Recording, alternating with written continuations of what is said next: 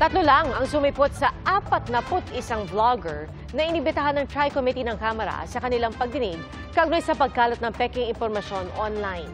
Ang ilang vlogger namang hindi nagpunta sa pagdinig, nagpetisyon sa Korte Suprema para pigilan ang komite na ipatawag sila sa hearing. Saksi, si Tina Panginiban Perez. Unang pagdinig ito ng Tri-Committee ng Kamara na ang layunin ay tutukan ang matagal na raw problema ng pagkalat ng peking impormasyon online. Isa sa mga pinag-usapan sa pagdinig ang paninira sa bansa ng ilang social media account na nakabase sa Pilipinas pero konektado umano sa China. At ito po yung pinaka-latest, na meron po kaming nahukay na pro-China na network of X accounts na nagsispread ng anti-Philippine sentiment habang nagpo-push ng content related po kay Vice President Sara Duterte. Inihinga namin ang pahayag si Vice President Sara Duterte ukol dito. Ang tanong ni Tricom Co-Chairperson Representative Dan Fernandez. Mismong ang pag-iit ng ating pagmamay-ari ng West Philippine Sea ay apektado sa paglaganap ng kasinungalingan sa SOCMED. Ang mga Pinoy na trolls naman na nagpapalaganap ng maling impormasyon tungkol dito, pwede ba nating ituring bilang mga traidor ng bayan? Pero sa 41 vlogger na inimbitahan sa pagdinig, 3 lang ang sumipot. Ang ilang vlogger, nagsabing nasa ibang bansa sila. I am referring to AKA Joe Divivri. Dito minura niya ako. At ang sabi niya, panay kabobohan sa kwat. Sayang kuryente sa'yo. Sa kanya. Respectfully, Elizabeth Joey Cruz. Hirap sa iyo nagmumura ka nang dyan na wala kaming kalaban-laban. Humarap ka dito. Dito. Bibigyan siya ng show cause order, pati na ang ibang vlogger na hindi dumalo. Kabilang dyan ang abogado at dating Press Secretary Trixie Angeles na gusto raw ipadisbar ng Tricom. Ito pong hearing na ito ay hindi para kitilin o isuppress yung freedom of speech nila. Ang layunin po natin dito ay gawan ng pulisiya ang paggamit ng social media platforms. Dapat po meron tayong disiplina, meron tayong code of conduct, meron tayong ethics sa paggamit nitong social media. Aminado ang DICT na nagkakaproblema sila sa paghahabol sa mga nagkakalat ng mali online. Hindi naman namin sinasabi na kokontrol din natin social media, but just to allow the law enforcement agencies to have more immediate power to react. We have a challenge in obtaining information and evidence kasi hindi po totoong identity minsan yung pinapost nila sa Facebook. Political trolls are not that brainwashed, uneducated, poor voters in rural areas. Some of them are from middle-class families and they see political trolling as just a side gig, a hustle to make ends meet. There are different kinds of workers and we need to hold accountable the people at the top, yung mga elites in advertising and PR industries. Mayroong mga journalist na nagbablog, di ba? But blogging does not make you a journalist. Yun kasi as a journalist kasi, we adhere to the core values of journalism which are truthfulness, fairness. Dito ba sa social media vlogging, naniniwala kayo na kailangan natin lagyan ng code of conduct or at least man lang merong ethical standards? Dapat. Hiniling naman sa Korte Suprema ng ilang di sumipot sa House hearing kontra fake news na ipatigil ang anilay pagbabanta sa kanilang freedom of speech, gaya ng pamimilit sa kanilang pumunta sa hearing. Giit nila, hindi in aid of legislation ang hearing, kundi pagpapahiya sa kanila at paglabag sa kanilang freedom of speech. Hiniling din nilang pigilin ang panukalang i-regulate ang social media na labag umano sa konstitusyon. Anila hindi naman sila dapat ihanay sa mga mamamahayag dahil hindi naman balita ang kanilang inilalabas, kundi opinyon. Ang abogadong pinapadisbar ng komite, handa raw sumagot.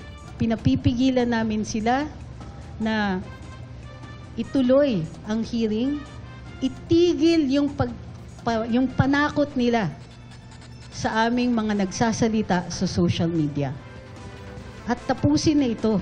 Ang proposed legislation po, sinasabi nila, regulatory framework for social media. Para sa GMA Integrated News, Ako si Tina Panganiban Perez, ang inyong saksi.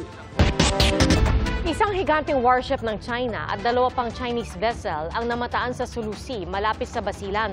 Ayon sa Philippine Navy, mula Mindoro naglayag ang 3 Chinese ships pa Basilan at bigla raw nagbagal pagdating ng 15 nautical miles mula sa isla. Sinalubong at binantayan ng mga ito ng mga barko ng Pilipinas. Hindi naman tinantanan ng BRP Cabra ang Chinese Coast Guard vessels 3301 at 3104 hanggang tuluyan na silang makalabas sa exclusive economic zone ng Pilipinas.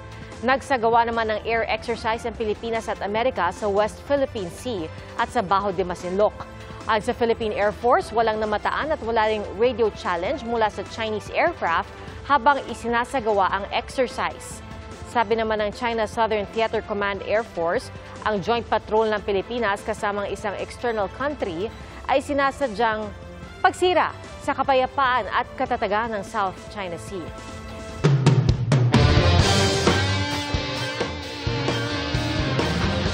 Balik aksyon ang NCAA Season 100 sa opisyal na pagbubukas ng beach volleyball tournament.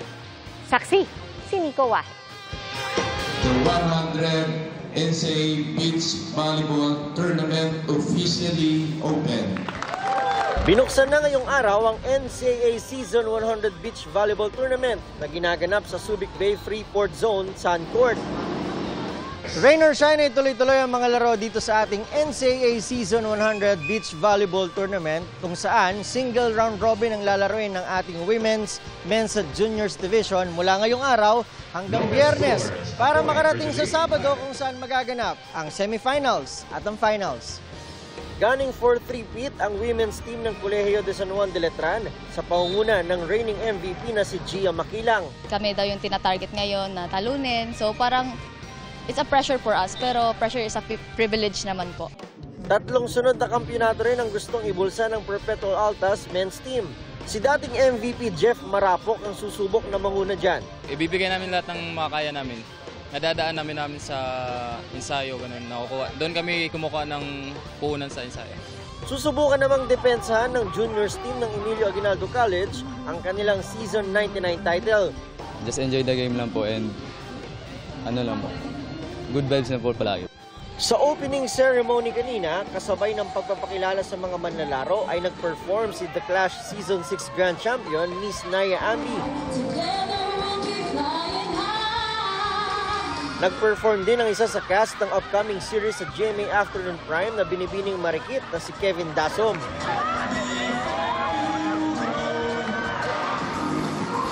May special performance din ang Indayog Dance Troupe mula sa Letran, Bataan. We made sure that the quality of the competition is much better compared to the previous years. Teams have improved a lot, so it becomes unpredictable dun sa quality ng competition. Para sa GMA Integrated News, ako si Nico Wahe, ang inyong saksi. Mabibili na sa halagang 35 pesos kada kilo sa mga susunod na araw ang bigas mula sa NFA kasunod ng pagdeklara ng Food Security Emergency ng Department of Agriculture. Saksi si Bernadette Reyes. 58 pesos kada kilo ang maximum suggested retail price sa bigas ngayon. Pero bumaba na ang world price sa world market kaya ibababa na rin ito. Simula bukas, ibababa na sa 55 pesos kada kilo ang maximum suggested retail price sa 5% broken na imported na bigas dito sa Metro Manila. Pagsapit ng February 15, gagawin ng nationwide ang implementasyon nito.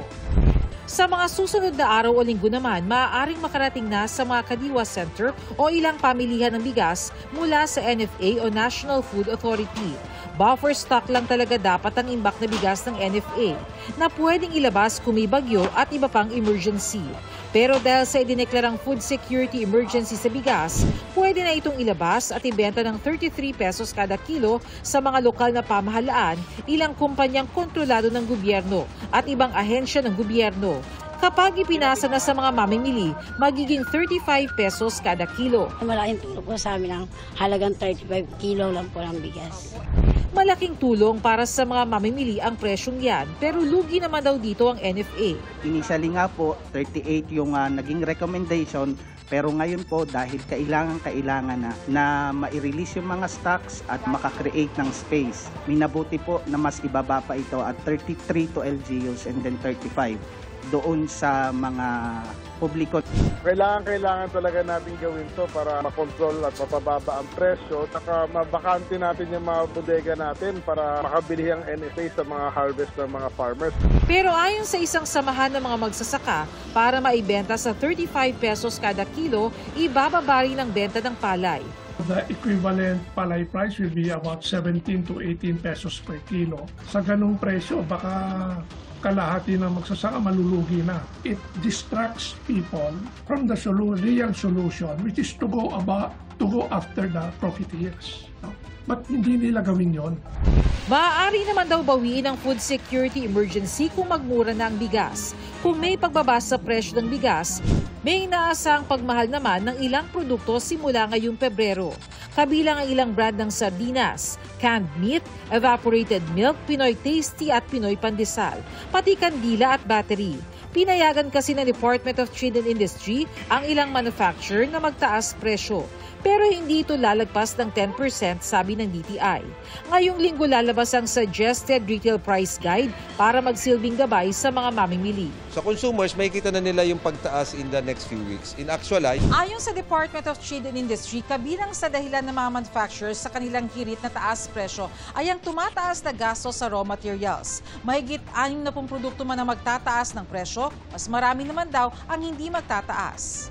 Kaya mga mamimiling hindi na malaman kung paano magbabudget, mag-a-adjust na lang ulit. Siguro sa merienda, magbabawas na lang siguro kami doon para ma-provide namin yung ibang pakakailangan namin na bilhin. Kung dati po malaking sardinas po yung binibili namin, ngayon po siguro isang sardinas na lang po, tapos sasabawan ko na lang po, igigisa na lang po namin. Lalagyan po ng itlog. Para sa GMA Integrated News, ako si Bernadette Reyes, ang inyong saksi. Napagkasundoan sa Bicameral Conference Committee na iurong sa October 13 ang parliamentary election ng BARM o Bangsamoro Autonomous Region and Muslim Mindanao. Ang kay Senate President Chis Escudero, iniurong nila ito para masigurong ligtas at malinis ang gaganapin na eleksyon. Napagkasundoan ding i-extend na lang ang termino ng kasalukuyang miyembro ng Bangsamoro Transition Authority hanggang sa maihalal ang mga susunod na leader ng rehiyon.